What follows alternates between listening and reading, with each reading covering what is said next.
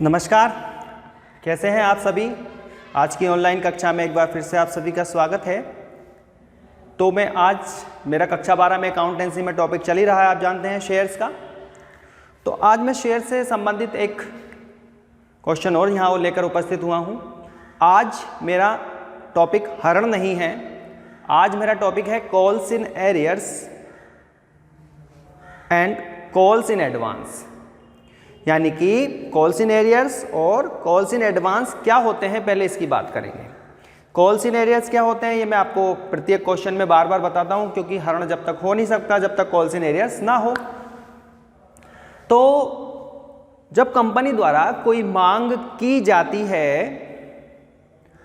यानी कंपनी अपना पैसा को मांगती है अंशों का, आपने देखा आवंटन, फर्स्ट कॉल, ये कॉल वगैरह। तो कंपनी जब अपनी मांगों का भुगतान मांगती है, यानी उस मांगों का पैसा मांगती है अंशधारी से, तो कुछ अंशधारी ऐसे होते हैं जो उस समय कंपनी द्वारा मांगी गई राशि का भुगतान नहीं कर पाते हैं। जरूरी है कंपनी ने जितनी राशि मांगी हो वो प्राप्त हो जाए, तो क्योंकि अंशधारियों की तो कोई संख्या ही नहीं है, कितने भी हो सकते हैं। तो हो सकता है कुछ ने पैसे ना दिए हों। तो इस प्रकार कंपनी को जिस मांग का जितना रुपया उस समय प्राप्त नहीं होता है वो अवशिष्ट याचना कहलाती है, या अदत्व मांग, यानी कॉल्स इन एरियर्स। ठीक है, ये कॉल्स इन एरियर्स था। उसके बाद आता है कॉल्स इन एडवांस, अग्रिम याचना या प्रदत्त मांग। अग्रिम याचना या प्रदत्त मांग क्या होती है? तो कंपनी पैसा तो मांगों में से ही मांगती है, मांग करके पैसा मांगती है कंपनी, विभिन्न प्रकार की मांग करती है और पैसा अंशधारियों से धीरे धीरे किस्तों में लेती है। तो कुछ अंशधारी ऐसे होते हैं कि कंपनी अपनी वर्तमान मांग मांग रही है, मान लीजिए वो फर्स्ट कॉल मांग रही है। तो कुछ अंशधारी ऐसे होते हैं जो उस फर्स्ट कॉल के अलावा भविष्य में आने वाली मांगों का भी भुगतान उसी फर्स्ट कॉल के साथ ही कर दें।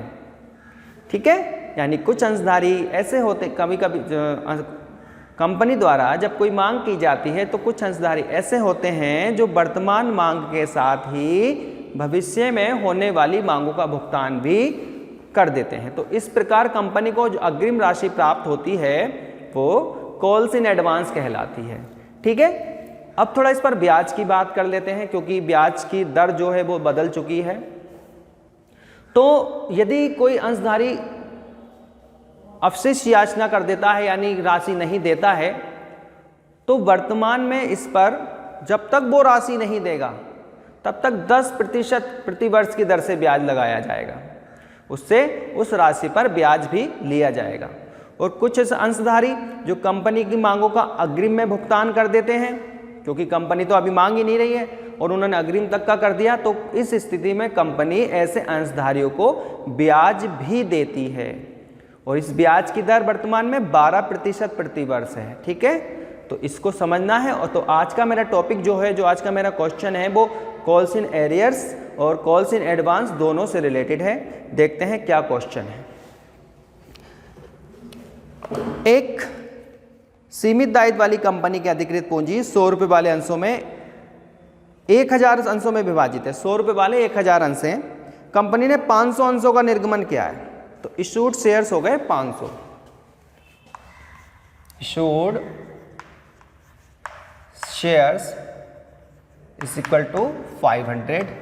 100 रुपये पर शेयर है, कहा है 100 रुपये वाले, तो अंश की कीमत हो गई एक की 100 रुपये। अब मांग देख लेते हैं।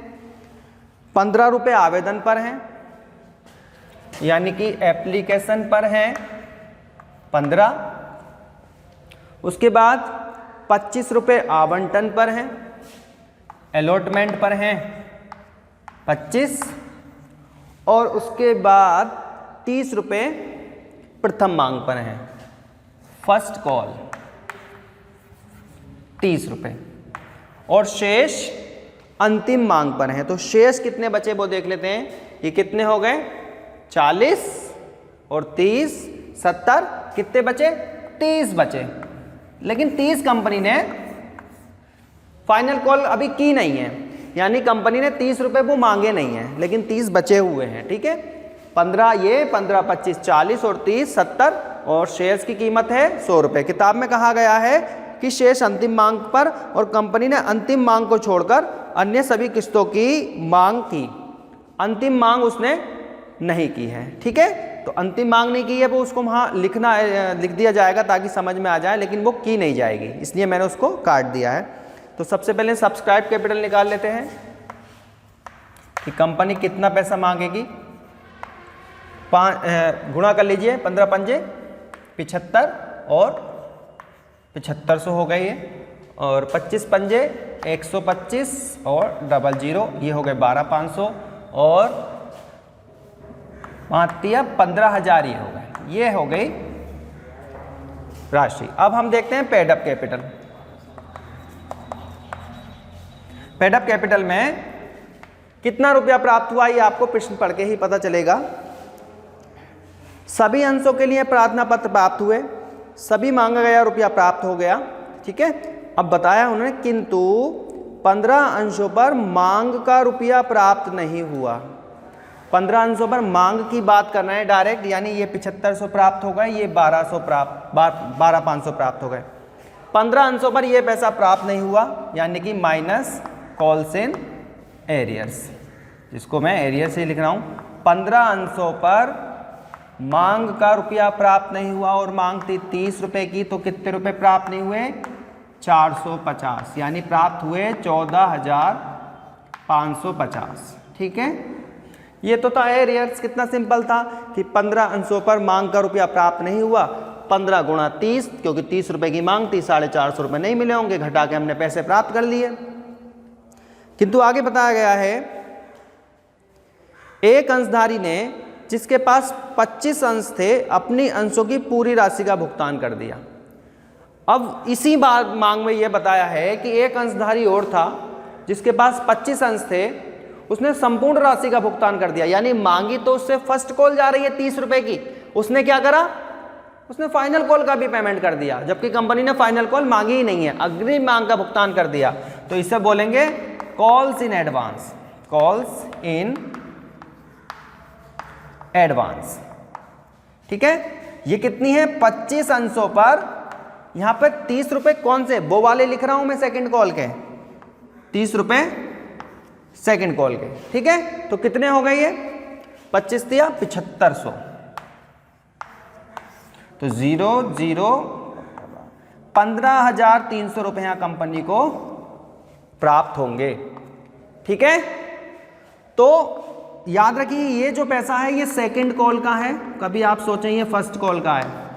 सेकंड कॉल एडवांस किसे बोलेंगे? अच्छा मैं यहां खड़ा हूं तो एडवांस किसे बोलेंगे? इसे एडवांस बोलेंगे क्या?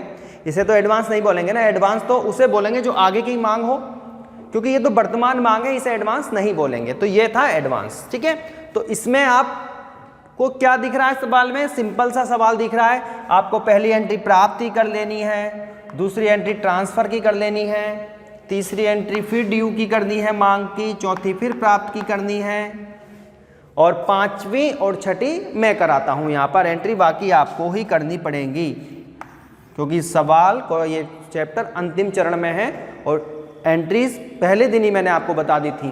तो फर्स्ट कॉल की मांग करते हैं, share first call account debit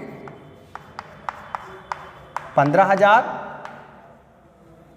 to share capital account, ये भी 15,000। तो मांग की एंट्री तो ऐसी ही होती ना, इसमें तो कुछ था ही नहीं, क्योंकि जो राशि हमें घपला कर रही है, जो प्राप्त हो रही है, वो प्राप्त वाली राशि में तो हो रही है, तो इसलिए प्राप्त वाली राशि को एंट्री को यहाँ देखना है। मैंने पांचवी भी मुझे नहीं करानी चाहिए थी, लेकिन फिर मैंने करा दी। देखते हैं अब रुपया कितना प्राप्त हुआ है? 15,300 ले लो। Bank account debit 15,300 to share first call का कितना था? इसमें फर्स्ट कॉल का कितना था? फर्स्ट कॉल का 15 में 4.5 को घट गए, कितने था? 14,550 था फर्स्ट कॉल का, बाकी के 750 to calls in advance account, कितने 750, ये थी एंट्री। मैं थोड़ा आपको एक रूल्स और बताना चाहूंगा यहां कि कॉल्स इन एडवांस जब प्राप्त होती है तो क्रेडिट होती है, क्योंकि प्राप्ति होती है तो क्रेडिट होती है, क्योंकि प्राप्तियां सारी क्रेडिट होती हैं, आपको पता है। लेकिन जब अगर हम फाइनल कॉल की भी एंट्री करते, अगर हम फाइनल कॉल की भी एंट्री करते तो क्या करते? फाइनल कॉल कितने की बैठती? फाइनल कॉल भी 15,000 की बैठती, लेकिन उसमें एक मैं दिखा देता हूं आपको कि फाइनल कॉल भी 30 रुपए के हिसाब से, जो फाइनल कॉल होती 30 रुपए के हिसाब से कितनी बैठती? 15,000 ही बैठती, लेकिन उसके पैसा कितना प्राप्त होता? ये 750 तो प्राप्त होता ही नहीं, यहां घटके है ना, क्योंकि ये माइनस कॉल्स इन एडवांस हो जाता, minus calls in advance. Minus क्यों करा ये इसलिए करा क्योंकि इसमें के 750 हमें पहले प्राप्त होगा, यहां पर केवल 14,250 ही प्राप्त होंगे कि नहीं होंगे? क्यों? क्योंकि इस व्यक्ति ने जो फाइनल कॉल पे था उसने 750 तो फर्स्ट कॉल के साथ ही दे दी, तो वो अब क्यों देगा? तो आपने ये देखा कि एक बार तो ये प्लस हो रही है, एक बार माइनस हो रही है। तो जब प्लस होती है तो क्रेडिट होती है, और जब माइनस होती है यानी एडजस्ट होती है तो उस कॉल्स इन एडवांस को डेबिट कर देते हैं। तो उस स्थिति में क्या एंट्री बनती? उस स्थिति में एंट्री बनती bank account debit, calls in advance account debit to share final call account. ठीक है, एक रूल्स और, यदि final calls in advance plus और माइनस दोनों हो जाए तो बैलेंस शीट में नहीं आती है, क्योंकि उसका एडजस्टमेंट हो चुका है। यदि एडजस्टमेंट नहीं होता, यानी केवल प्राप्त हुई है, उसका एडजस्टमेंट नहीं किया है, तो कॉल्स इन एडवांस की राशि को शेयर कैपिटल में जोड़कर दिखाया जाता है। ठीक है, जब प्लस प्लस हो आगे, उसका एडजस्टमेंट ना हो, इस स्थिति में ये 750 रुपये शेयर कैपिटल में बैलेंस शीट में जोड़कर दिखाए जाने हैं। ठीक है, देखिए इस क्वेश्चन को बार बार वीडियो को और समझिए। ठीक है, बहुत अच्छा क्वेश्चन है ये, मैंने आज ये चूज़ किया। तो अब मिलेंगे किसी नेक्स्ट टॉपिक में, किसी नेक्स्ट वीडियो के साथ। जब तक के लिए धन्यवाद।